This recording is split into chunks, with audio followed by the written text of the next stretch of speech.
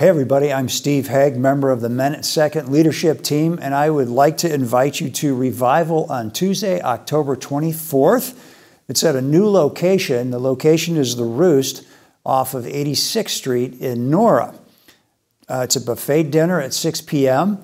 with our speaker at 7 p.m. Cost is $25, pay at the door. You know, at Men Second, we are all about relationships, and we believe that relationships with Christ and with each other are transformational. And so Revival is our opportunity to gather men once a month to grow in our relationships and hear what Christ is doing in the lives of other men just like you and me. This month, we are blessed to have our very own Mike Sells, who is going to be sharing his faith testimony. And Mike, could you give us just a little preview of what you're going to be talking about? Sure, I sure can, Stephen. Thank you very much for the invitation. I really, really appreciate it. As I was telling you earlier, I'm an introvert, but I spent my life as an extrovert, and I found that I had my professional life was very different from my personal life. You know, I spent all my time working on my professional life.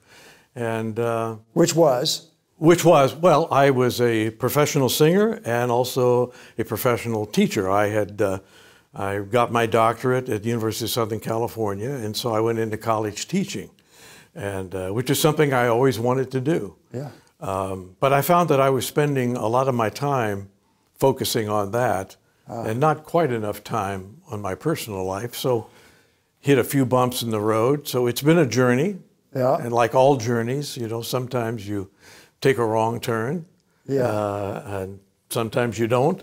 But I almost, as we were talking the other day, I almost named my talk something like, God was there all along, but I wasn't. or something of that sort. I can relate, Mike. or God moves in a mysterious way, His wonders to perform, that kind of thing. That too, yeah. So, yeah, it has been a journey. I think everybody's journey is a little different. Yeah. But I'm looking forward to sharing with you guys about my journey. So you had told me before we sat down that you almost didn't go to college, and here you ended up being a college professor. How did that happen? Well, it happened by the grace of God, really, and a gentleman that I actually did. I auditioned at Cincinnati Conservatory when I was a high school student in Louisville, Kentucky. And I was accepted, and I got a little bit of a scholarship. But lo and behold, my parents said, no, we're not going to sign the papers.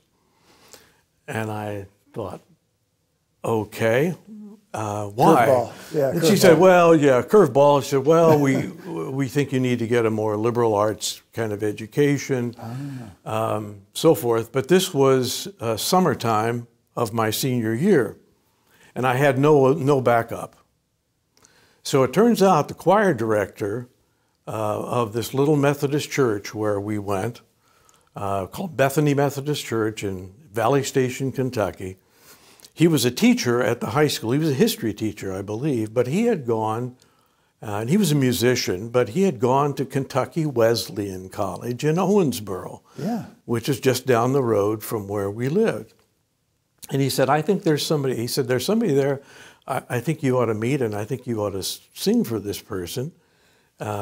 And maybe there's a way, even at this late date, that this can happen. And lo and behold, that's what I did, and actually met a gentleman who became one of the most important mentors in my life. No so kidding. This is one of those things, looking back at my life, you can say, well, God was there all along.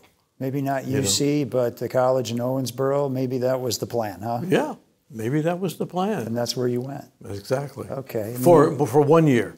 And then when that mentor left to go to the University of Kentucky, I transferred with him. You went to UK. So I finished my undergrad at UK.